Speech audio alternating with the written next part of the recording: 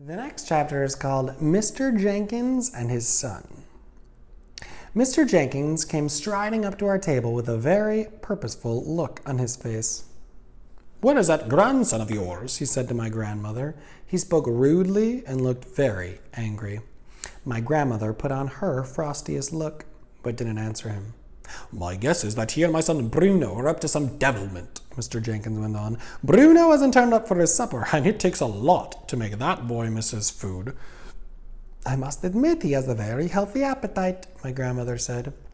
"My feeling is that you're in on this as well," Mr. Jenkins said. "I don't know who the devil you are, and I don't much care, but you played a nasty trick on me and my wife this afternoon. You put a dirty little mouse on the table. That makes me think all three of you are up to something. So, if you know where Bruno is hiding, kindly tell me at once." "That was no trick I played on you," my grandmother said. "That mouse I tried to give you was your own little boy, Bruno. I was being kind to you. I was trying to restore him to the bosom of his family. You refused to take him in." "What the blazes do you mean, madam?" shouted Mr. Jenkins. "My son isn't a mouse." His black mustache was jumping up and down like crazy as he spoke. "Come on, woman, where is he? Out with it." The family at the nearest table to us had all stopped eating and were staring at Mr. Jenkins. My grandmother sat there puffing away calmly at her black cigar. "I can well understand your anger, Mr. Jenkins," she said. "Any other English father would be just as cross as you. But over in Norway, where I come from, we are quite used to these sort of happenings. We have learned to accept them as part of everyday life." "But you must be mad, woman," cried Mr. Jenkins. "Where is Bruno? If you don't tell me at once, I shall summon the police." "Bruno is a mouse," my grandmother said, calm as ever. "He most certainly is not a mouse," shouted Mr. Jenkins. "Oh, yes, I am," Bruno said, poking his head up out of the handbag. Mr. Jenkins leapt about 3 feet into the air. "Hello, Dad," Bruno said. He had a silly sort of mousy grin on his face. Mr. Jenkins' mouth dropped open so wide I could see the gold fillings in his back teeth. "Don't worry, Dad," Bruno went on. "It's not as bad as all that. Just so long as the cat doesn't get me." "Bruno?" stammered Mr. Jenkins. "No more school," said Bruno, grinning a broad mouse grin. "No more homework. I shall live in the kitchen cupboard and feast on raisins and honey." Bruno," stammered Mr. Jenkins again. How did this happen?" The poor man had no wind left in his sails at all. "Witches," my grandmother said.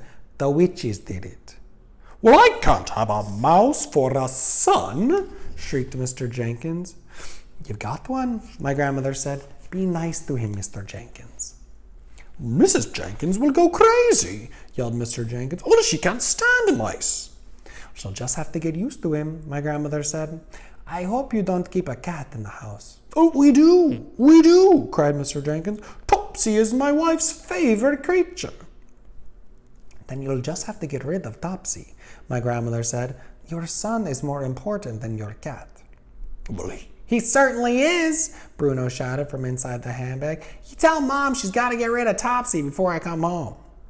By now, half the dining room was watching our little group. Knives and forks and spoons had been put down all over the place. And all over the place, heads were turning around to stare at Mr. Jenkins as he stood there sputtering and shouting. They couldn't see either Bruno or me, and they were wondering what all the fuss was about.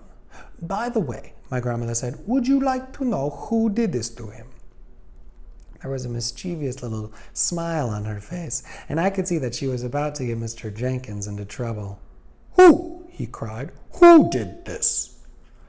"That woman over there," my grandmother said. "The small one in the black dress at the head of the long table." "She's RSPCC," cried Mr. Jenkins. "She's the chairwoman." "No, she's not," my grandmother said. "She's the Grand High Witch of all the world." "You mean she did it, that skinny little woman over there?" shouted Mr. Jenkins, pointing at her with his long finger. "By God, I'll have my lawyers on her for this. I'll make her pay through the nose." "I wouldn't do anything rash," my grandmother said to him. the woman has magic powers. She might decide to turn you into something even sillier than a mouse. A cockroach, perhaps. Oh, turn me into a cockroach? Shouted Mr. Jenkins, puffing out his chest. I'd like to see her try.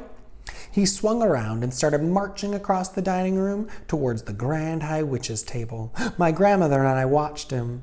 Bruno had jumped up onto our table and was also watching his father. Practically everyone in the dining room was watching Mr. Jenkins by now. I stayed where I was, peeping out of my grandmother's handbag. I thought it might be wiser to stay put. And that's the end of the chapter. What do you think Mr. Jenkins is going to say to the Grand High Witch? And was your prediction correct from the last chapter? Did he react how you thought he was going to?